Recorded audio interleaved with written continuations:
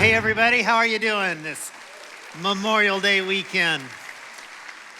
Welcome to part one of our aTypical series, but before we jump into that, hey, how about we give a great big welcome to our Eastside family on the other side of the camera in Bellflower, La Habra, Redlands, Park Rapids, Anaheim, everybody joining us online. We love you guys so much. And during the month of May, I've had the privilege to visit every Eastside campus and just honor and bless and celebrate and thank all our amazing change makers who volunteer and serve and make such a difference in so many lives. And it's been so fun. And I want to ask everybody in the Eastside family at every campus to be praying specifically for our Park Rapids, Minnesota campus the next few weeks. Get this, last weekend, in a 5,000 square foot building designed for 110 people, that's the size of it, they had 616 people in 4 services, and they desperately need expanded space. And so in the next several weeks, the Park Rapids family's trusting God for a miracle as they attempt to raise hundreds of thousands of dollars to move forward with a significant expansion of their campus there.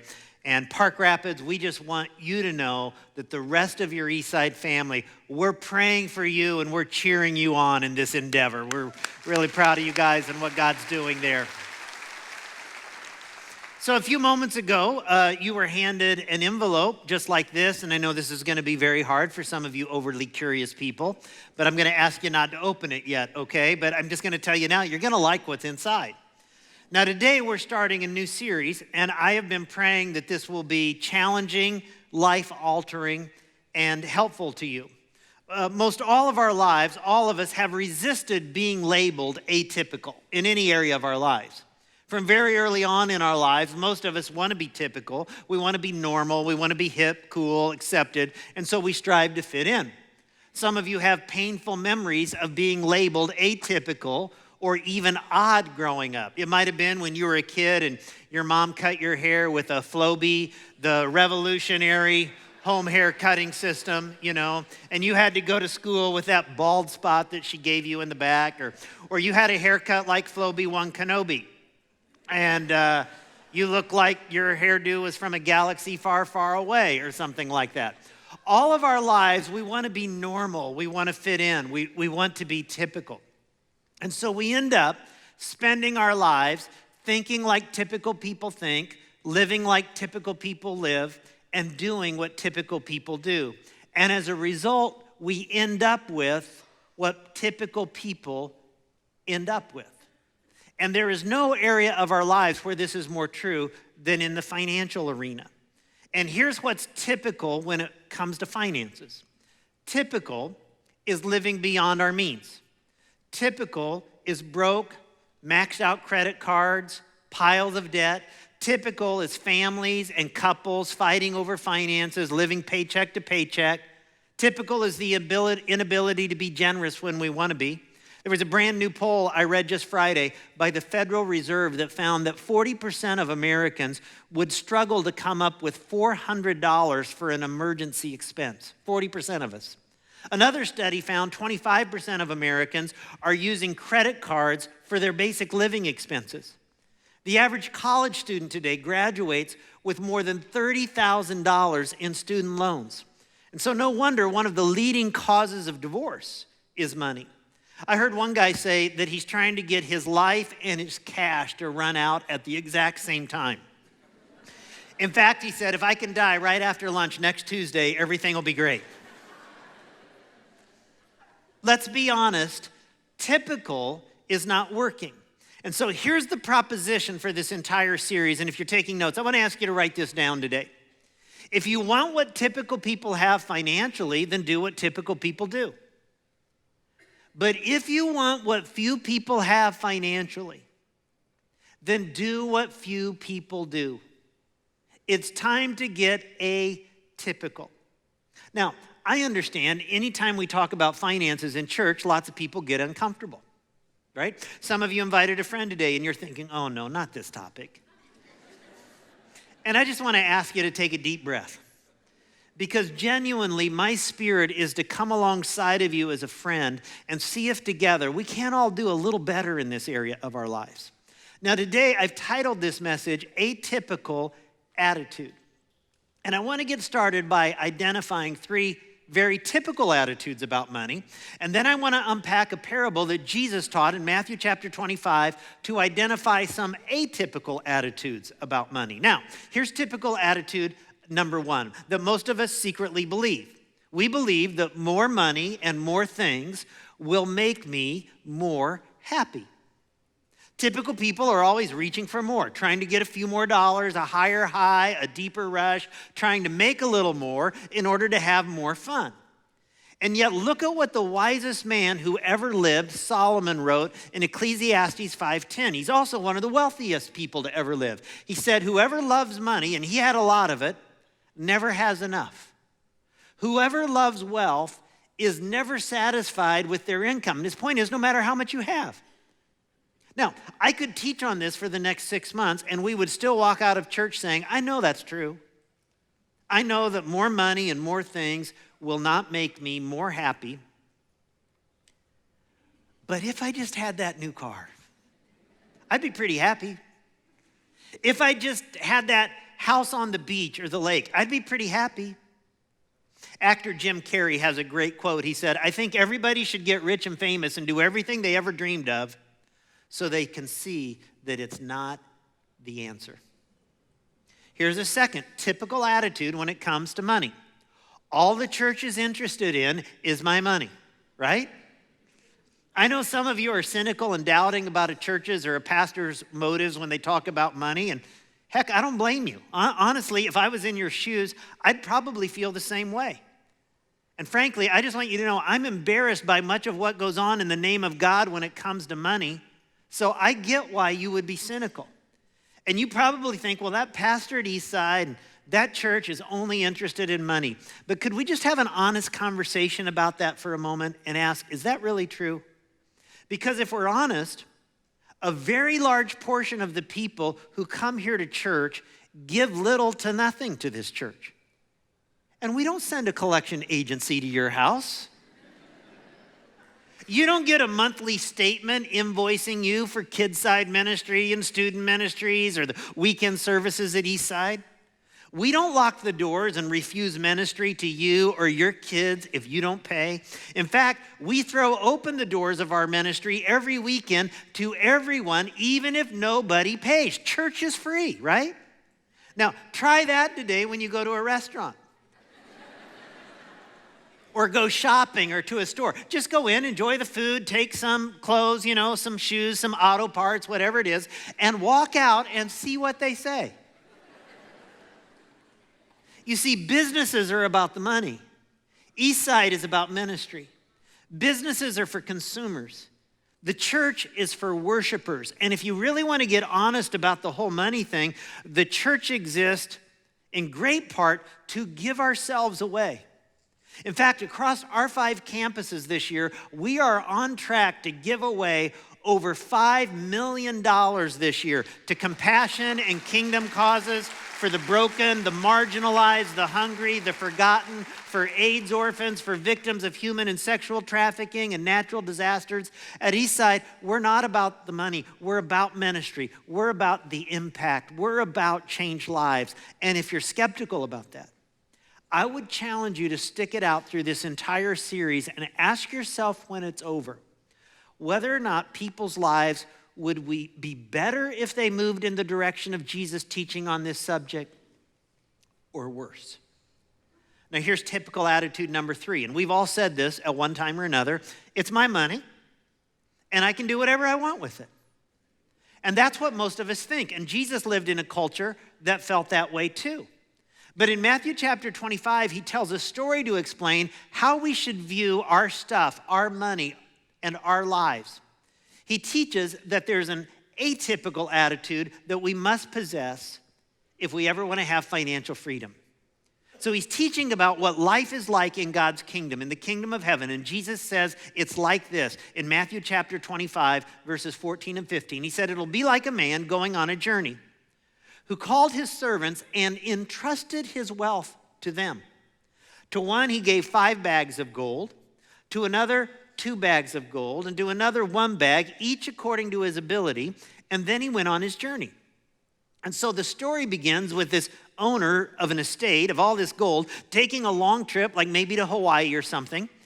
And he entrusted, it says, his wealth to them. He entrusted his wealth to them. So who owned the wealth? It was the owner, right? Not the servants. Now, each one of these bags of gold would have been equivalently worth about $30,000 per bag. So one guy gets like $150,000, another gets $60,000, and another gets $30,000. And the owner says, take care of my stuff. While I'm gone, I want you to invest it. I want you to try to get a return on it. I'm entrusting my wealth to you. Now, in the course of this parable, Jesus is going to teach us some atypical attitudes about wealth that push against our conventional attitudes. And this brings us to atypical attitude number one. It sounds so contrary to our typical attitudes about money. But I am not an owner. It's not my money to do with whatever I want, but a manager of God's money. But every one of us were born with just the opposite attitude. We were born that way. If you don't believe me, just listen to any young child that's just beginning to talk. What's one of the first words out of their mouths? Parents, you know, say it out loud with me. It's mine. Yeah. My toys, my room, my food, my stuff, mine. I remember when our kids were little going to McDonald's because we wanted them to eat healthy. And I reached over and I grabbed a French fry from one of my precious little daughters who shall remain nameless. And she smacked my hand and said, mine, my fries. And I remember thinking, you're 2 years old. Who do you think bought you those fries and gave them to you? Listen, little girl, I brought you into this world. I can take you out. Were these three guys in Jesus' story with the 3 bags of gold the owners of the money? No, they were managers. They were managing the owner's stuff, and a good manager takes their cue from the owner. A good manager says, thanks for trusting me with some of your stuff. What do you want me to do with your stuff? The underlying point Jesus is trying to make in this story is that the owner, and we all can figure this out by now, he represents God. And God has put on loan to you and me a certain amount of resources, a certain amount of stuff, a certain amount of money, a certain amount of property. But God is the owner. You and I are just managers. Now, I know this is a crazy, atypical attitude, because if you walked up to the average person and you asked them, who owns everything in your bank account, they'd look at you like you were stupid. Duh, of course, me. But all through the Bible, just the opposite is true. For instance, Psalm 24, verse 1 says, the earth is the Lord's and everything in it. And some of you are thinking, well, these are nice verses, Gene, but come on, I'm doing the work. So sure, that's a great flowery concept that God owns it all and I'm just the manager, but I'm the one earning, I'm the one making it happen, so I think I should be able to do whatever I want with it. It's almost like God knew we would think that. Because in Deuteronomy chapter 8, beginning in verse 17, he says, if you start thinking to yourselves, I did all this, all by myself, I'm rich, it's all mine, well, think again. Remember that God, your God, gave you the strength to produce all this wealth. Here's what God would tell every one of us, and I know it's atypical, so you have to let it sink in. The brain you have that gives you the skills you have and the strength you have to earn any of the money you have, that all came from God.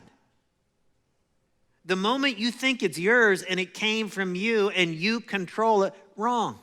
Or even worse, you say, mine, and God says, fine. You can just do this area of your life without me. Listen, can God bless any area of your life that you don't give him control of? Can God bless any area of your life that you don't give him control of? No. Everybody at every campus, I want you to repeat something after me. This is kind of fun. Say this out loud. I was born. Oh, come on, we can do better than that. I was born buck naked. I will die Empty-handed. In between, I manage God's stuff. That's just how it is, right? I was born buck naked. I'll die empty-handed. In between, I manage God's stuff. When it's all God's, we realize that every money decision is really a spiritual decision because we're just managers of someone else's stuff. Now, here's a second very atypical attitude. I am responsible to advance the owner's goals, not my own. Back to Jesus' story, once the owner left, what would these managers do with the bags of gold that were entrusted to them? Well, Jesus says, verse 16, the man who had received 5 bags of gold went at once and put his money to work, and he gained 5 bags more. So also the one with 2 bags of gold, he gained 2 more.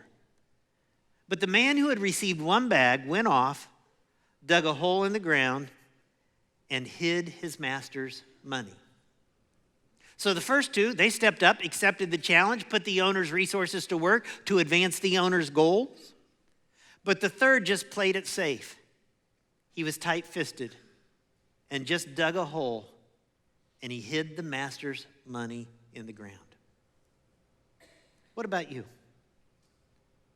Have you put some of the owner's resources, like that you have in your bank account, in your wallet, in your investments, that you received in an inheritance, into play to advance the owner's interest and causes in this world? 26 years ago, this past January, Barbara and I got married, and we decided that we were not going to be content to be typical in this area of our lives. We decided not to live like typical people do, like all of our friends were living like, to end up with what typical people have. We decided we wanted to do what few people do financially in order to have what few people have financially, and that's brought us a lot of financial peace. For instance, we decided to be atypical, and outside of a modest home mortgage, that we would pay cash for everything else in our lives. And as a result, for over 26 years now, we've never financed anything other than our home. Not a car, not a toy, not a couch in our family room. We've paid cash for everything. That sounds almost un-American, doesn't it? Some people don't even know that that's legal, to be honest. We decided to be atypical and never put anything on a credit card that we didn't pay in full when the bill came at the end of the month. We decided we would be atypical and we would honor God first with the first portion or the tithe of our finances to get his supernatural involvement in our financial lives. We decided we would save 10% of everything we made and we would invest it. And that's accumulated now over 26 years. And I know this is all weird that I'm talking a foreign language to you right now.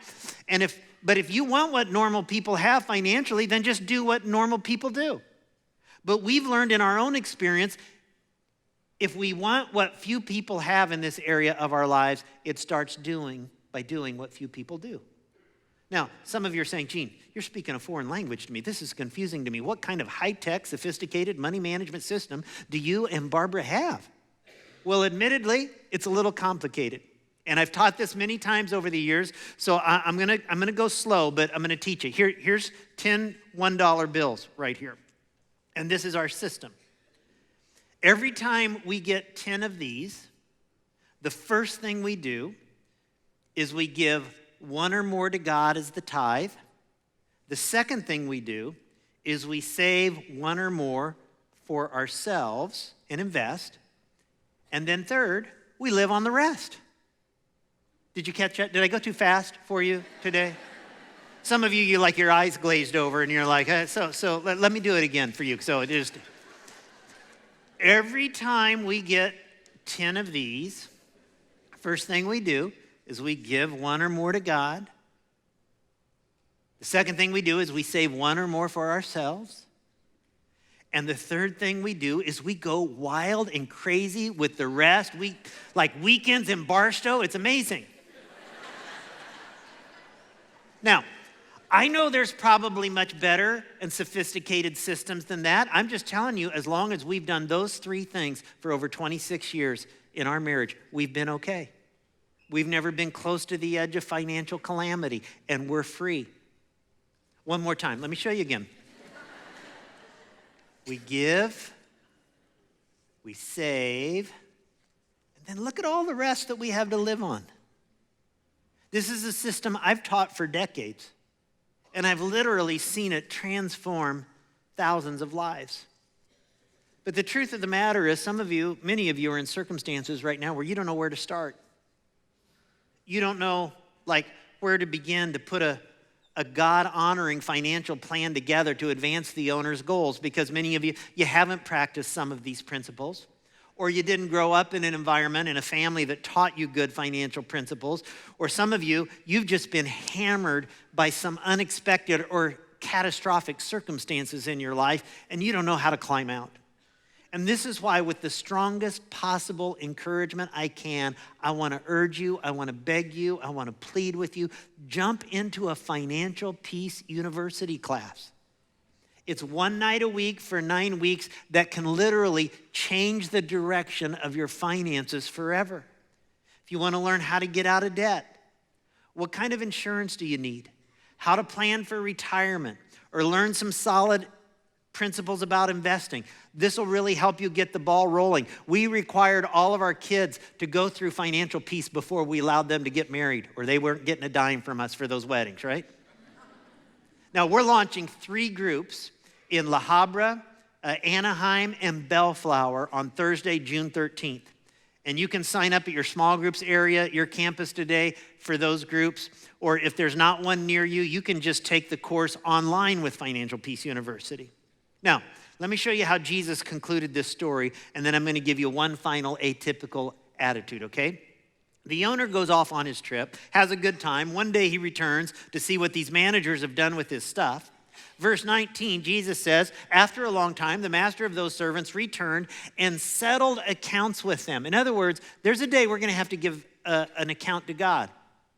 The first 2 reported that they had doubled the owner's investment. They had really been serious about advancing the goals of the owner because they understood they were not owners, but managers. And so he brought in these guys that we read about who had doubled the 5 bags of gold to 10, the 2 bags of gold to 4 bags of gold. And he said to them in verse 21, he said, well done, good and faithful servant. You have been faithful with a few things. I will put you in charge of many things. You can be trusted with more. Come and share your master's happiness because we're going to Disneyland.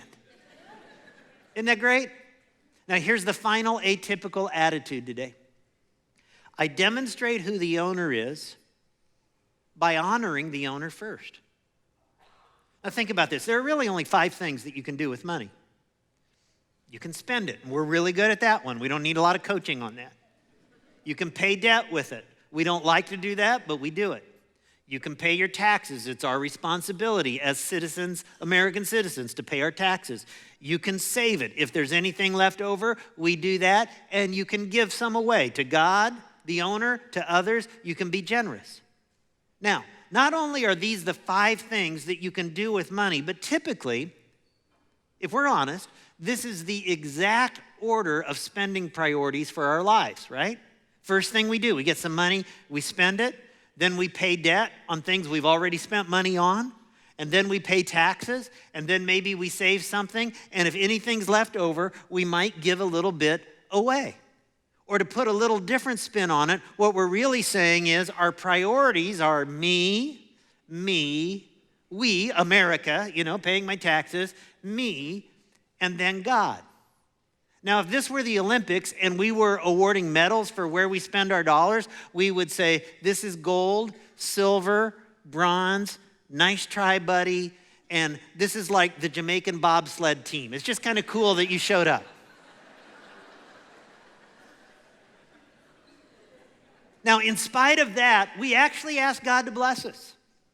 We pray for God's blessings all the time, don't we? Especially for our career, for our finances. If we need a job, if we get into some kind of financial trouble, if we want a promotion or a pay raise, we beg God for help. Please, God, I need this promotion. God, I need this raise. I need this bonus. God, you've got to come through with this financial issue. But if you do show up, just know, God, you'll be last in my life.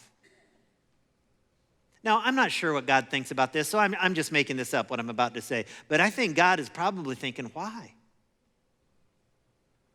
Why would I bless you if you're going to put me last? Now listen, this isn't to make you feel guilty. At one point or another, almost all of us have lived our lives this way. And I know you're not intentionally telling God you're going to be last, but if we're completely honest with ourselves, he is. And when God is last, he can't bless your life. The Bible teaches we are to reverse this order of financial management, just the opposite. When it comes to managing the owner's resources, first we give to God and get him involved in our finances. We put him first, and then we save and pay ourselves, and then we give to Caesar what is Caesar's, and we pay our taxes, and then we pay our debt, and then we go wild and crazy and spend the rest. This is the owner's priorities. Proverbs chapter 3, verse 9 says, honor the Lord with the first fruits of all your crops. The idea is give back to God in such a way that says, God, you're first in my life. God, everything I have comes from you, so I honor you first. This is an atypical journey a couple friends of mine, Curtis and Lisa, have been on in their own lives the past few years, and they've had the courage to tell us today their atypical story. Take a look. I'm Curtis McCullum, and this is my wife, Lisa McCullum. When we came to Eastside, it was probably one of our darkest moments of our life. Even though I was successful, I was just at a point where I lost my way. I couldn't really figure it out. And not only did our connection group help us meet our monthly necessities, also Eastside helped us meet those monthly necessities.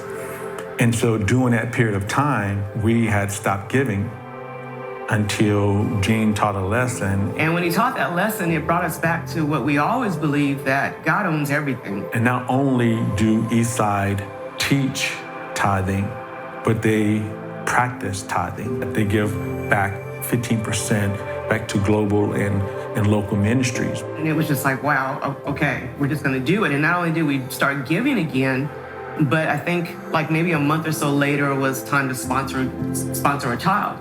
And so we said, you know what, we're just gonna really step out on faith again, and we're gonna make a commitment to a child, and we're gonna sponsor a child too. And so what we saw was everything changed. I landed another job. At one point in our Christian journey, we couldn't give, and we have to ask for help just to make our ends meet. Now, we're looking back, we're sponsoring a child. Now, our giving statements went from here to here to here. So, okay, it's like for us, if we're gonna pay our bills, but if it's paying our bills or paying God, who are gonna pay? Because we know that MasterCard and Visa and all these other places are not gonna give anything back, but God is able to give us back. And then whatever it costs for us to give, we just do it. And it's just like part of our lives. It's not your money, it's the gift that he's given you to be able to have the life that you actually have. So try it, trust him, and watch what he's gonna do in your life. It's just amazing.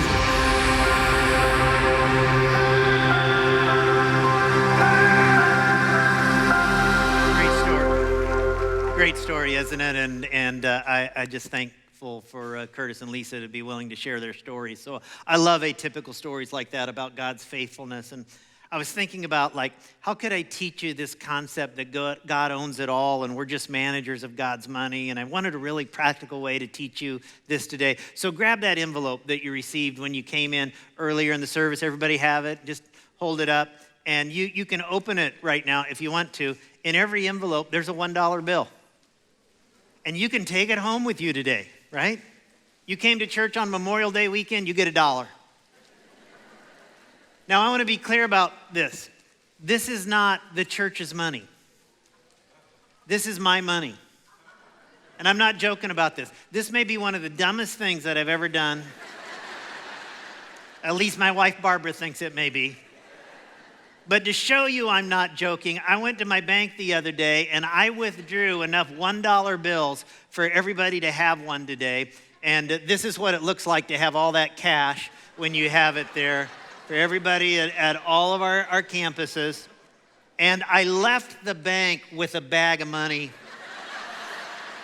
I felt like a drug dealer or something carrying this bag of cash. Now here's what I want you to do. I want you to carry this with you all week. And here's the reason I want you to do that. I want you to feel the tension of carrying someone else's money. Some of you are going to want to give it back to me today.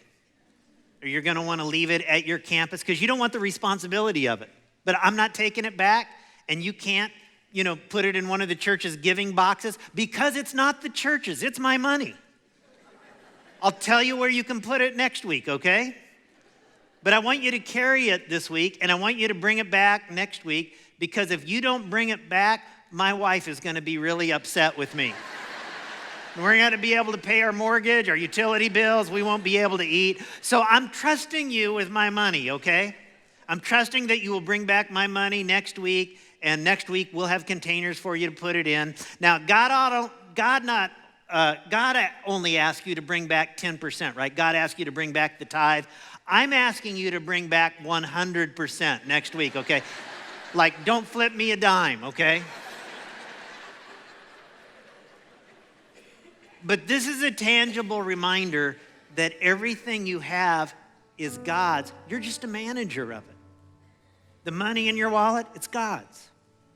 The money in your savings, it's God's. The money in your bank accounts, retirement accounts, it's God. The money you received in an inheritance, it's God's. The house you live in, God's. The car you drive, God's. The clothes you wear, God's. And we all need to feel this tension of carrying God's money. It's not like just the first 10% belongs to him. It all belongs to him. And he trusts us to advance his goals, not our own, and to demonstrate that he is the owner by honoring the owner first with the first portion of our income. That's what he asked. So every time you pull up your bank account online, and you just need to feel the tension that you're managing God's money and how you manage it. It's a spiritual issue. It's not just mine to do with whatever I want to. So listen, if there's any part of your life where God's not number one, then what you're really saying is, God, I don't really need you. I don't need your blessing, your help in this area of my life. To be a follower of Jesus says, God, I'm bringing all of me. I surrender all. It's not my life, it's yours. So I want to pray today, and maybe for you, there's an area of your life that you have not surrendered to God. And it might not be this area. Maybe you've surrendered 19 out of 20 areas in your life to God, but maybe there's still one area that you haven't yet. And today is the day where you could say, God, it's all yours. Every area of my life is yours. Let's bow our heads together. I'm going to ask our campus pastors and hosts at all the sites to lead in prayer.